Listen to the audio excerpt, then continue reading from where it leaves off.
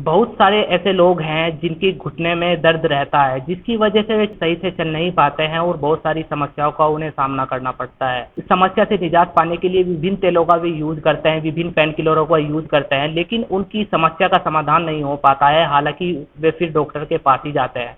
हमारे साथ इस बीमारी में विस्तार से जानकारी देने के लिए देश के प्रसिद्ध डॉक्टर मुकेश जैन हमारे साथ मौजूद हैं। आइए सीधा वार्ता करते हैं और जानते हैं अपने सवालों का जवाब। जी, सबसे पहले खोजी न्यूज में आपका स्वागत। बहुत बहुत धन्यवाद खोजी न्यूज़ में मुझे इंट्रोड्यूस करने के लिए। मैं जो भी हेल्प मरीजों की कर सकता हूँ आपके माध्यम से करूँगा। घुटने में दर्द क्यों होता है, सबसे पहले मेरा सवाल। घुटने में दर्द के कारण घुटनों की बीमारियां होती हैं और घुटनों का घिसना कहलाता है। घुटनों में चोट लगने की वजह से, इन सब चीज़ों की वजह से घुटनों में दर्द प्राय होने लगता है। इसके लक्षण क्या होते हैं घुटनों का, अगर किसी के शुरुआती लक्षण क्या होता है अगर किसी घुटना की समस्या उत्पन्न हो रही है? मेन चीज़ ये है कि अगर घुटने में आपको दर्द महसूस होता है, आपको जीना चढ़ने उतरने में दिक्कत होती है, नीचे बैठने में दिक्कत होती है, तो आपको अपने आप को डॉक्टर को दिखाना चाहिए और दिखाने के बाद में एक्सरे कराने चाहिए और उनकी सलाह माननी चाहिए। शुरुआती लक्षण है तो उसको कितने समय में कंट्रोल किया जा सकता है? अगर आप शुरू में ही डॉक्टर को दर्द होने के बाद में अपने घुटनों का चेकअप करा लेते हैं, तो उसकी रोकथाम के लिए संभावनाएं हैं कि आप अपने आप को बचा सके रिप्लेसमेंट से। अगर आप बहुत खराब स्थिति में जाते हैं कि जिस टाइम डॉक्टर आपको बचा ही नहीं सकता, तो उस टाइम ना तो दवाई कामयाब होंगी, उस टाइम ऑपरेशन ही कराना पड़ेगा। अगर फर्स्ट या सेकंड स्टेज पे है तो कितना समय लगेगा उसको सही होने में? जैसे पहले वो चलता था, घुटने की जो दर्द होता है उसकी समस्या से उसको निजात मिल पाएगा? वो डिपेंड करता है कि आप किस स्टेज पे डॉक्टर के पास पहुंचे। 4-6 महीने आप लग के दवाई करें और परहेज करेंगे तो निश्चित रूप से आपको आराम मिलेगा। तो किन चीज़ों का परहेज करने की आवश्यकता होती है मरीज को जो घुटने की दर्द की समस्या से जूझ रहा है, परेशानी का सामना कर रहा है? कम से कम खाएं, अपना वजन रोज तुलें, रोज चेक रखें कि मेरा वजन बढ़ नहीं रहा है। अगर आप ओवरवेट है तो उस वेट को आप कम करने की कोशिश करें, डाइटिशियन की हेल्प लें या खुद ही एक टाइम खाना बंद कर दें।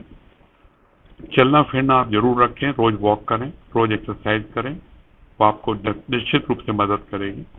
तीसरी चीज, अगर आपके शरीर में कैल्शियम की, विटामिन डी की कमी, वो आप हमेशा डॉक्टर की सलाह से लेते रहें।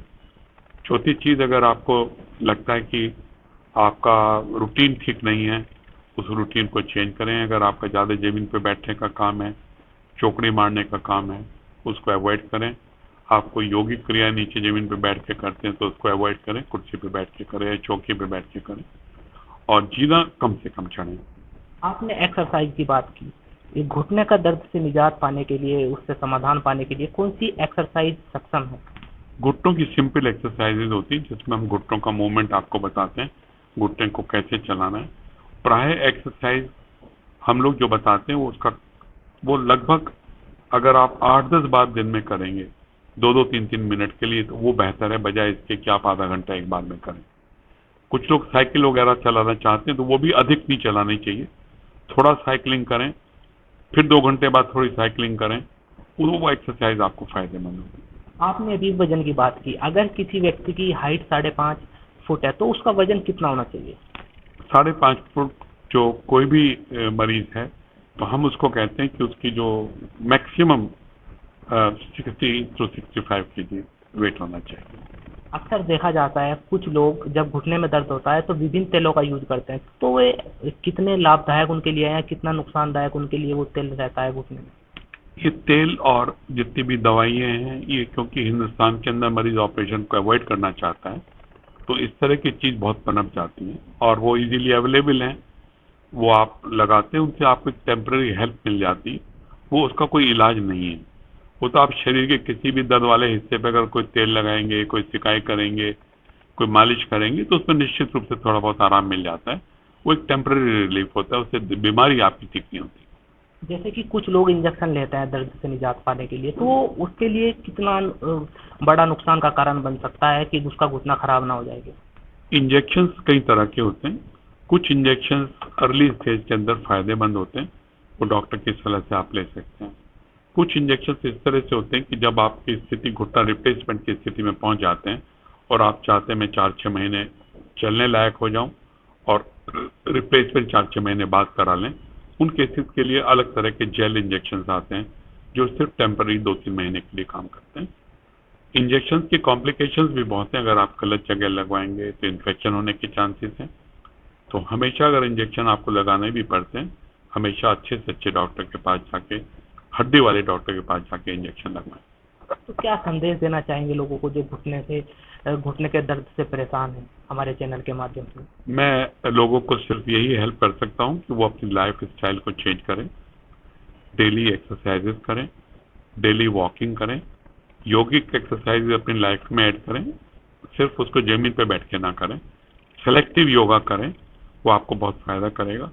जीना अच्छे जीने होने चाहिए जिनकी पैड़ी की ऊंचाई 5 इंच से ऊपर नहीं होनी चाहिए, उसमें आपको कोई दिक्कत नहीं आएगी। और अगर आप ऊपर रहते हो तो कोशिश करिए कि ग्राउंड फ्लोर पे आकर रहने लगे।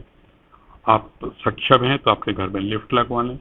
इन सब चीज़ों से आप अपने घुटनों को अच्छा बनाए रखेंगे। रेगुलर एक्सरसाइज करते रहिएगा, कैल्शियम विटामिन डी मेंटेन करके रखिए।